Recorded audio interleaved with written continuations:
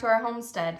Today I wanted to bring you my top 5 most reached for cookbooks, and then I have one bonus to throw in there also. These are my favorite kind of videos to watch. I love getting new ideas for recipes that aren't like mainstream, so I was hoping that maybe you would enjoy watching this video also. So my first one is the Griffith's family recipes. The Griffith's family recipes, I have followed Bonnie and Joel and Ellie and Jared on Instagram and YouTube for quite a while. So when their family decided to come out with this cookbook, I ordered it right away. Some of my favorites though are the, well, let me show you this first, is the soup bowl. It's like a Panera bread soup bowl, but even better. And of course you have to have the broccoli and cheddar soup to go with it. But I just love how personal this cookbook is, and the pictures are just also beautiful. I'm really a sucker for pictures, one, so that I can kind of get an idea of what the recipe is, and then also relatability. So it's nice to be able to see their family and their stories, and also feel like you're kind of eating at their table.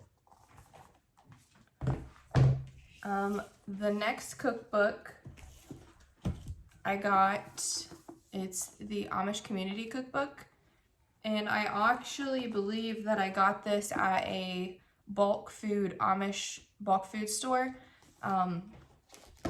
but I like this because obviously pictures. But this one is really neat because it tells you, it's more than just a cookbook. So it tells you a lot about like their culture and their heritage, and it gives you tips along the way of like this one. It says household hint. So it's a little bit more than just a cookbook. I kind of like to get the most bang for my buck. Some of my favorites in this cookbook are the chicken and rice casserole. These recipes are really simple. I always almost have the ingredients on hand, and most of them are just made from scratch. The apple pancakes, that's another really good one. That would be good now that the apples are in season. I might make some of those this morning. But this one, it's from Fox Chapel Publishing. I will see if I can find it online. Like I said, I got it at a bulk food Amish store. So I'm not sure if I'll be able to find it, but if I will, I'll link it down below.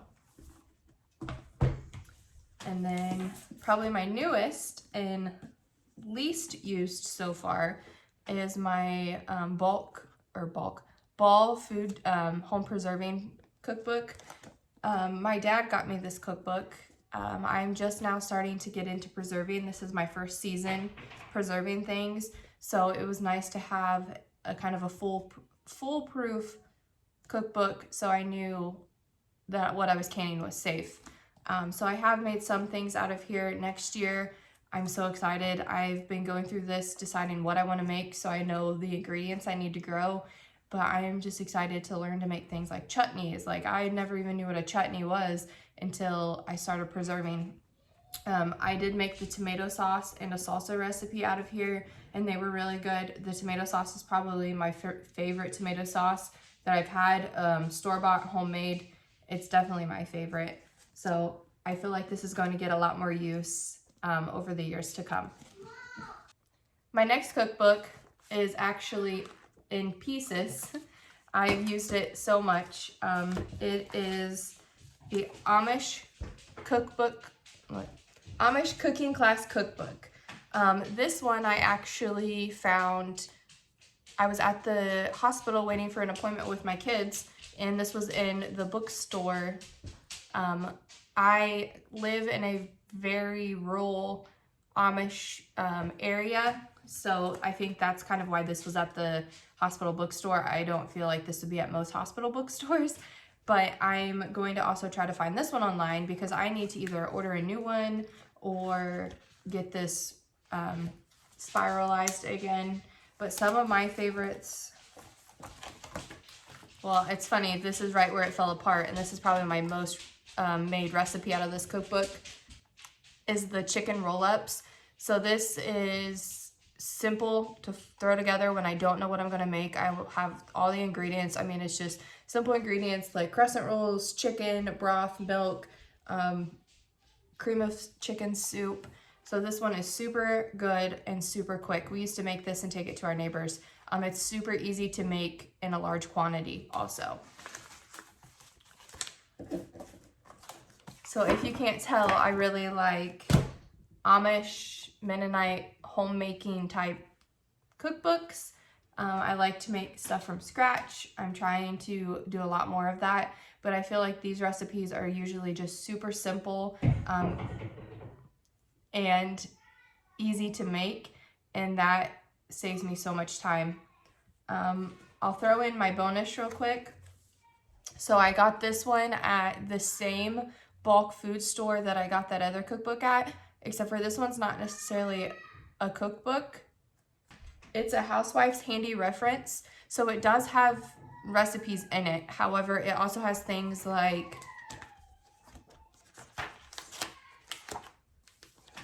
butchering. It talks about soap making. It talks about wedding preparation. It talks about gardening, keeping a house, farm and animal remedies. I would say probably about this much of its actual recipes, and the rest of it is just like homemade laundry soap or like disinfectants or tips just for a housewife. So I picked this one up and I really actually have enjoyed it. So that's kind of one that I threw in. It's not necessarily a cookbook, but it helps me a lot in the kitchen and the home. And then my last cookbook has to be, if I were to go on a deserted island with a kitchen and have to bring only one cookbook, it would definitely be this cookbook.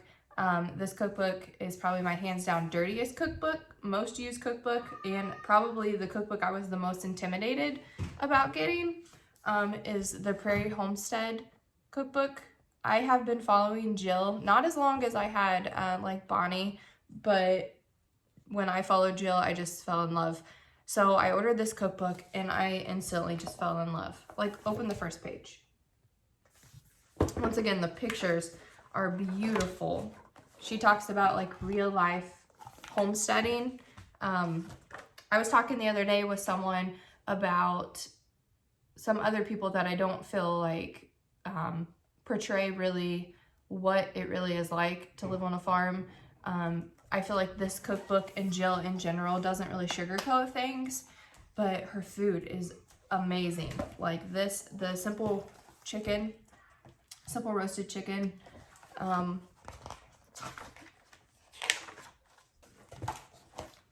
And it even shows you how to break down a chicken and process it. So you can make a whole chicken. Like, look how dirty my pages are. I told you, it's the most used cookbook that I have. That's one of my favorite recipes. My hands down all-time favorite recipe, like of all time now, is this roast recipe. It is the best roast that I've ever had.